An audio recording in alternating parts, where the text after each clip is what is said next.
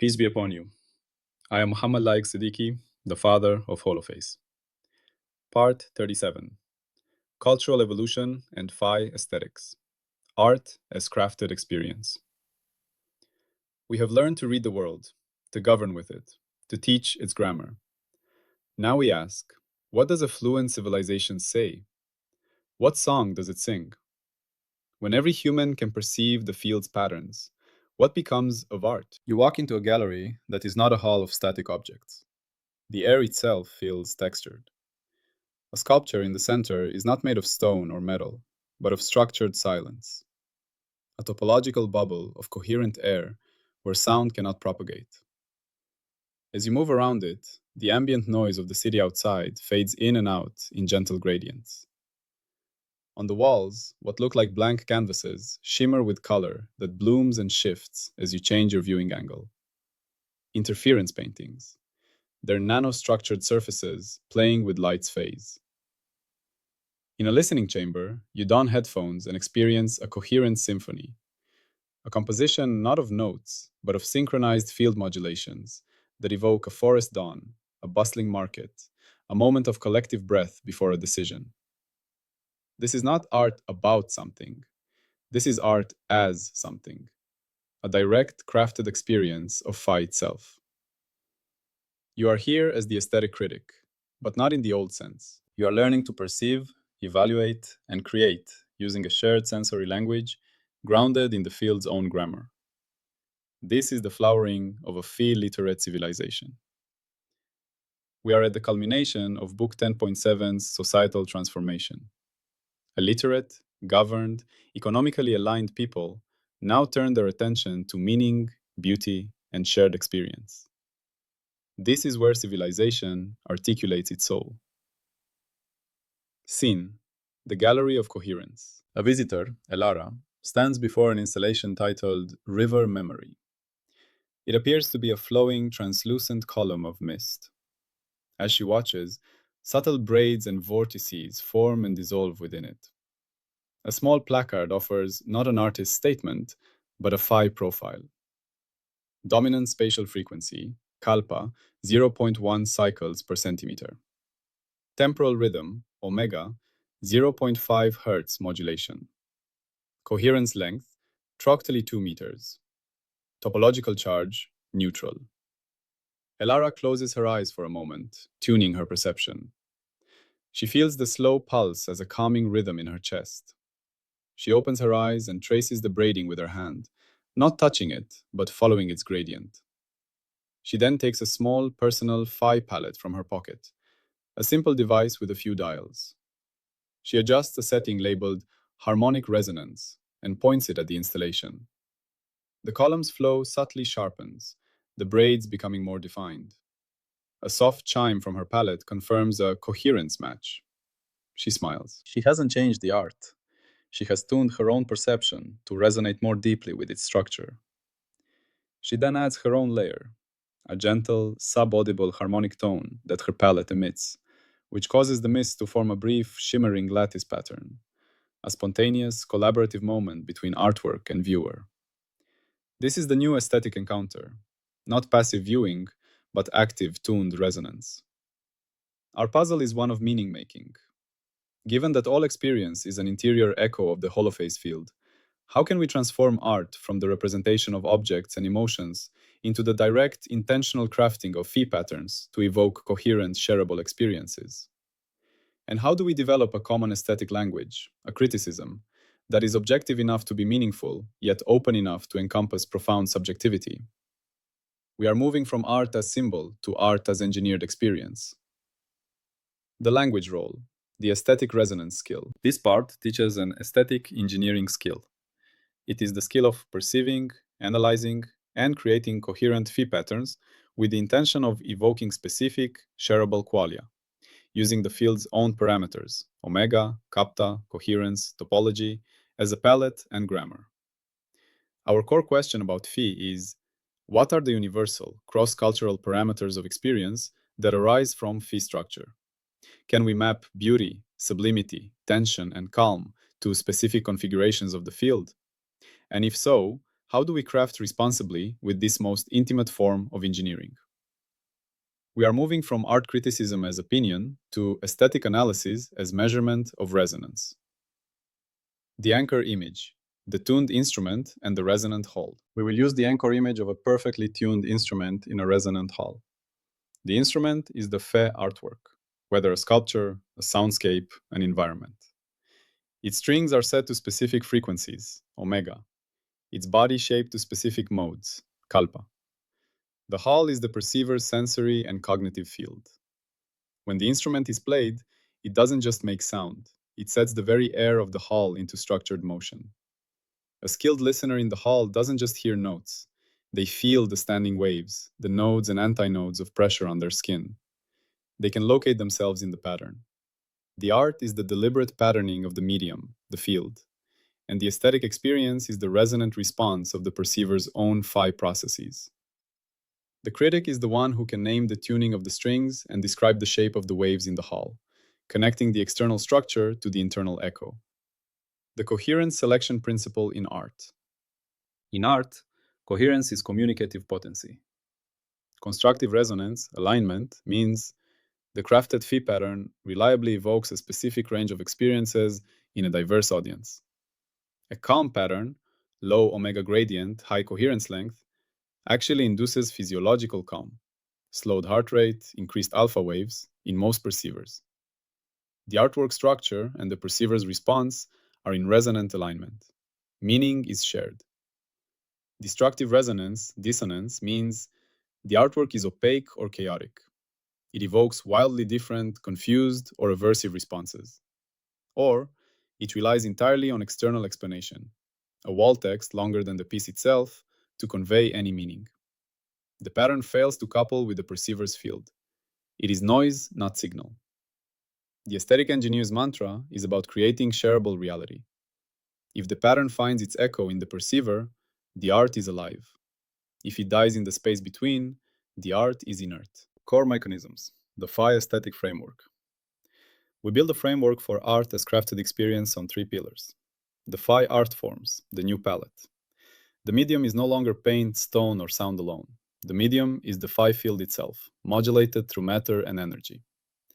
Phase sculptures, static or dynamic structures that shape spatial phase kalpa gradients. The silence bubble is one example. Another is a room where light interference creates volumes of color that you walk through. The color depending on your position. You are inside the painting. Coherence, music, and soundscapes. Not melodies of pitch, but compositions of coherence length and interference.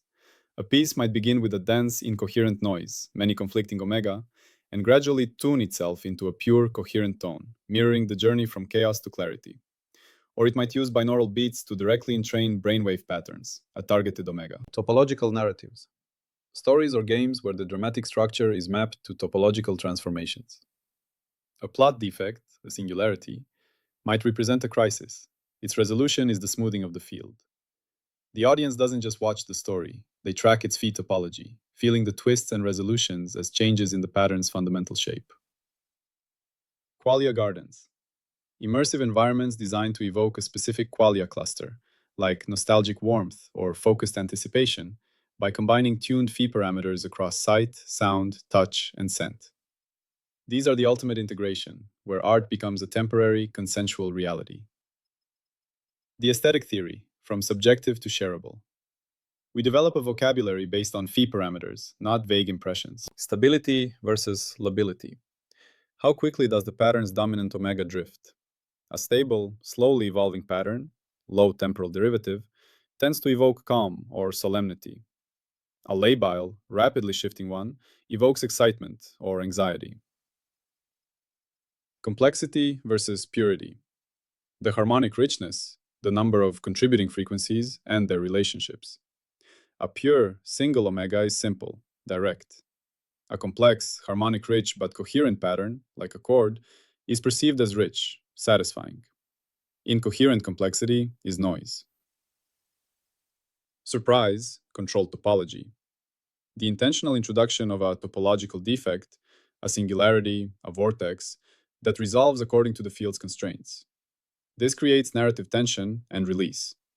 The aesthetic value lies in the elegance of the resolution. Coherence length as glue, the spatial scale over which the pattern remains correlated. A long coherence length feels unified, vast, whole. A short one feels intimate, textured, granular. This theory allows a critic to say, this phase sculpture has high stability and long coherence length, but lacks harmonic complexity. It's peaceful, but monochromatic. This is a meaningful, testable statement. 3. Cross-cultural phi archaeology. We use this lens to look backward and forward, re-evaluating the past. We become phi archaeologists. A Gothic cathedral, with its vaulted ceilings creating standing sound waves, specific kappa, and filtered light, is a masterwork of unconscious phi engineering for awe. A Bach fugue is a triumph of coherent complexity in the omega domain. We can now measure what the masters intuited, designing future artifacts. Our creations will be readable by future civilizations. The interference paintings aren't just pretty. Their nanostructure encodes information about the light conditions of our era. A time capsule becomes a stable, high-coherence phi pattern preserved in a crystal lattice, telling a story not in words, but in direct experiential structure. The coherence criterion, shared experience. Our coherence criterion for phi art is operational. A successful phi artwork must evoke a statistically significant, convergent range of physiological and subjective responses in a diverse, phi-literate audience, and these responses must correlate with specific, measurable parameters of the artwork's phi structure. If responses are random or strictly require a unique personal history to decode, the piece has failed as communication, however technically interesting it may be. The dissonance indicator, the opaque object or the empty spectacle. The primary dissonance indicators are two failed modes. 1. The opaque object, priestly art. Art that is deliberately inscrutable, relying on jargon, exclusive context, or the authority of the artist or curator to confer meaning. It says, you must be initiated to understand. This is the aesthetic equivalent of the opaque priesthood. It creates alienation, not connection. 2. The empty spectacle, engineered kitsch. Art that uses flashy phi effects, loud noises, blinding light shifts, overwhelming complexity, to trigger basic arousal without any coherent structure or depth. It is all destructive resonance, no constructive pattern. It is exhausting, not enriching. True phi art walks the line. It is accessible in its primary sensory impact to the literate perceiver, yet offers layers of deepening resonance for those who choose to explore its structure. The safety rail. Consent, context, and non-maleficence. Our safety rail protects the sanctity of personal experience. 1. Informed experiential consent. Any phi art that directly modulates the perceiver's sensory or neural field, for example, using entrainment, strong EM fields, requires explicit, revocable consent. A public installation that accidentally induces seizures or panic attacks is not avant-garde. It is malpractice. Galleries have intensity ratings and clear zones of influence. 2. Contextual integrity. Art must respect its setting. A chaotic, high-omega installation might be perfect for a festival pavilion, but destructive in a hospital atrium. The artist and curator have a duty of context. 3. The off-switch and reversibility. Every active phi artwork must have a clear, immediate way to disengage its effect. The perceiver must always retain the agency to step out of the pattern, to return to baseline. Art is an invitation, not a trap. The safety rail rule. The power to craft experience must be bounded by the perceiver's autonomy and the integrity of the shared environment. No one has the right to violently rearrange another's interior field. A measurement scene, the gallery validation study. Let's enact our roadmap's measurement scene. Scene, a major exhibition of coherence paintings, canvases engineered with surface structures that produce color through light interference. Goal, determine if these paintings evoke shared aesthetic responses tied to their phi structure, or if they are merely decorative curiosities. The protocol. 1. Audience instrumentation. 100 fee-literate visitors agreed to wear lightweight biosensors, EEG caps to measure brainwaves, pupil tracking glasses, galvanic skin response monitors. 2. Viewing and rating. They walk through the exhibition at their own pace. For each painting, they privately rate two things on a tablet: beauty, 1 to 10, and calm arousal, a slider. They can also give a free response word. 3. Phi structure analysis. Each painting is independently analyzed for its key parameters: dominant reflected wavelength, Kelpa, coherence length of the interference pattern, and temporal stability. Does it shimmer? The pass. Shared aesthetics emerges. 1. Statistical convergence. For paintings with long coherence lengths and stable patterns, the calm ratings cluster highly, and beauty ratings are above average. EEGs show increased alpha wave activity associated with relaxed focus. 2. Correlation. A strong statistically significant correlation is found between calculated coherence length and both self-reported calm and alpha wave power. 3. Free response congruence. Words like serene, deep, still are frequently applied to the same subset of paintings. 4. Pass.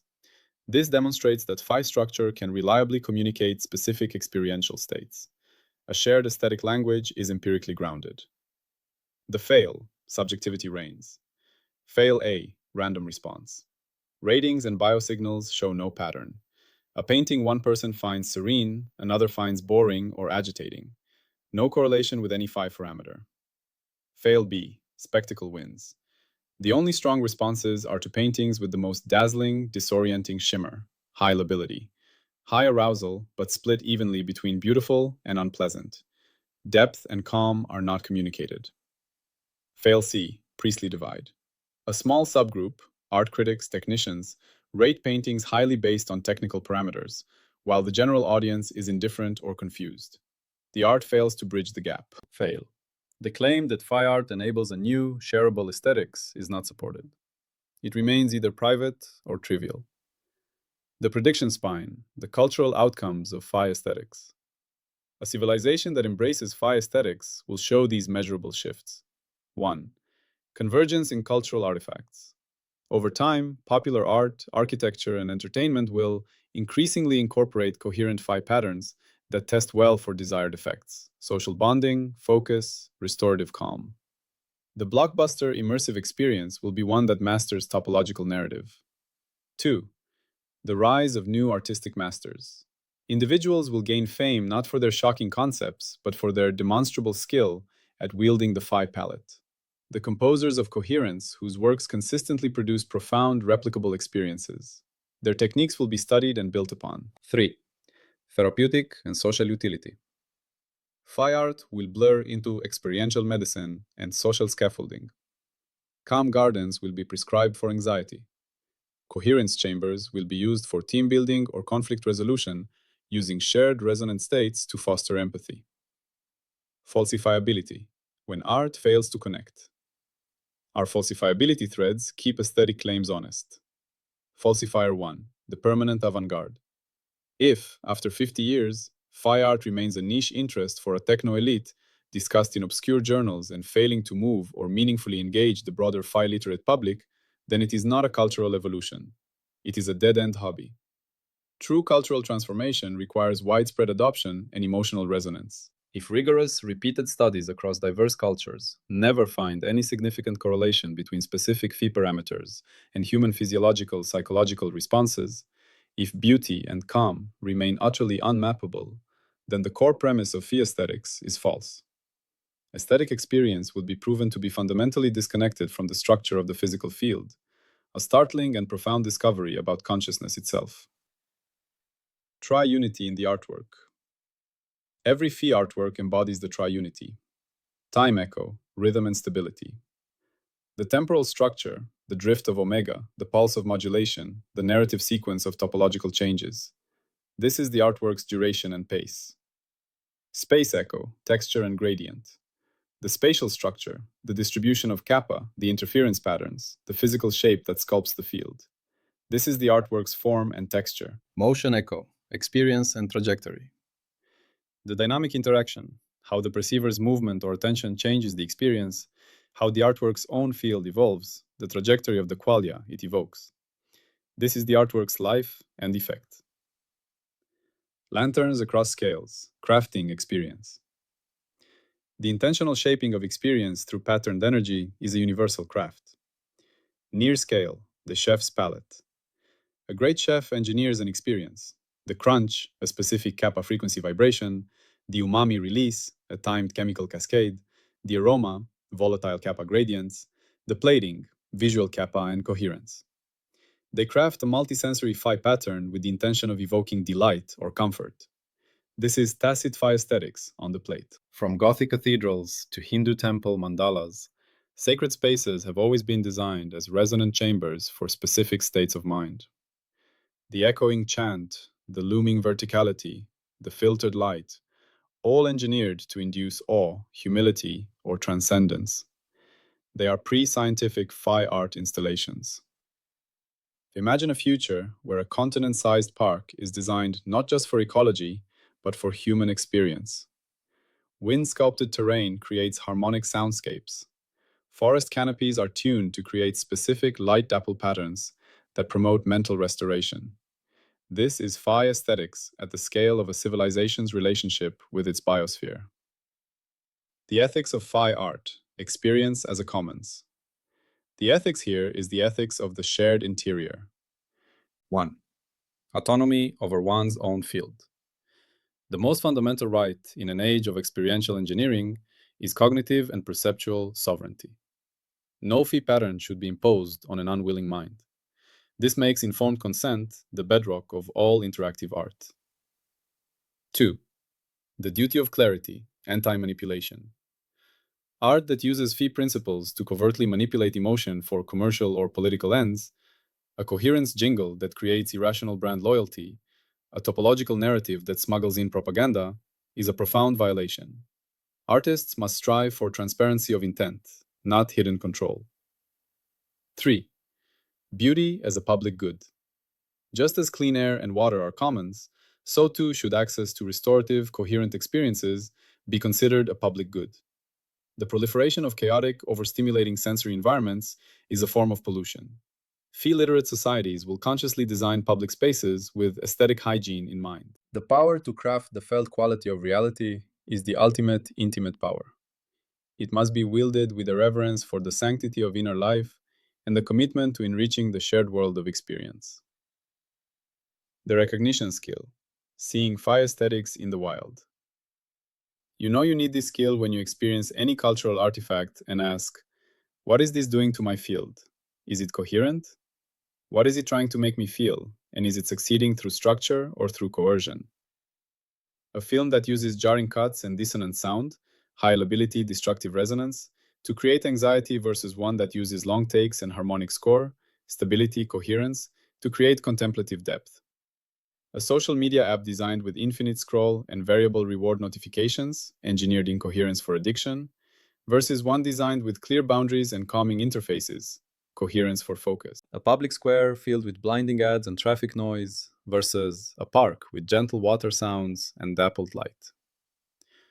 The moment you start to audit your sensory environment for its phi impact on your inner state, you are thinking like an aesthetic critic. The master tree location. This part, 10.7.4, is the flowering of the societal transformation tree. It depends directly on 10.6.4, enhanced perception, for the trained sensitivity to phi patterns, and on 10.7.3, education, for creating a literate audience. It feeds forward into 10.9.2, the artisan's path, which describes the integrated life of making, and ultimately to 10.9.5, the complete human, for whom aesthetic sensibility is a core faculty. It is the culture's voice. Without it, a phi-literate civilization might be competent but soulless. With it, it learns to express meaning, beauty, and shared truth in the universe's native tongue. Return to the phi. Let us zoom out. Phi art is the field, through the human artisan, crafting reflections of itself for itself to experience. We are not creating ex nihilo. We are taking the raw, endless echo of phi, and by applying constraints, intention, technique, ethics, shaping it into temporary, coherent islands of meaning. A laugh, a tear, a moment of awe, a shared silence. The artist is a midwife of Qualia, and the artwork is a structured occasion for the universe to feel a specific aspect of its own endless becoming. The single field, phi, manifests as the sculptor's intent, the interference pattern on the canvas, the light entering the eye, the neural cascade, and the felt sense of beauty. Art is the loop of self perception becoming delightfully complex. We are teaching the universe to appreciate its own patterns, and in doing so, we learn to cherish the fragile, profound act of experiencing anything at all. Zenodo and the equations of the handshake. If you want to see the full mathematical derivations and exact equations behind this idea, you can search for Holophase on Zenodo. There you will find the scientific papers that this audio journey is built on. The papers detail the psychophysical studies mapping phi parameters to physiological responses, the engineering principles behind phase sculptures and coherence generators, the formal development of topological narrative theory, and the cross-cultural anthropological research into aesthetic universals. They provide the rigorous scaffold for these new aesthetics. So, picture yourself back in the gallery. Elara has moved on, her brief collaboration with River Memory logged in her public aesthetic ledger, a shared record of meaningful encounters. Around her, people are not just looking, they are listening with their whole being. Some are calm, some are thrilled, some are thoughtfully adjusting their phi palettes. The space hums not with noise, but with the quiet, focused resonance of shared discovery. You have just practiced aesthetic criticism. You have learned to perceive the structure behind experience, to evaluate art by its coherent potency, and to safeguard the autonomy of the inner world. This is part 10.7.4, Cultural Evolution and Phi Aesthetics, Art as Crafted Experience. It is the civilization finding its voice. In our next part, we reach the summit of this societal transformation. We ask, what is the ultimate purpose of all this? What is a flourishing civilization for? We will synthesize economy, governance, education, and art into a single definition of the good life under the Holophase. We enter part 10.7.5, the flourishing civilization, defining the good life in a phi-literate age. We will learn to measure not just wealth or power, but coherence, beauty, and the depth of the shared conversation with reality. Remember, one field, phi, with its infinite echoes. We have learned its grammar, built its institutions, and now we have learned to sing with it. The final step is to understand what we are singing for. We turn now from the studio to the mountaintop, from expression to purpose. Salam, and peace be upon you.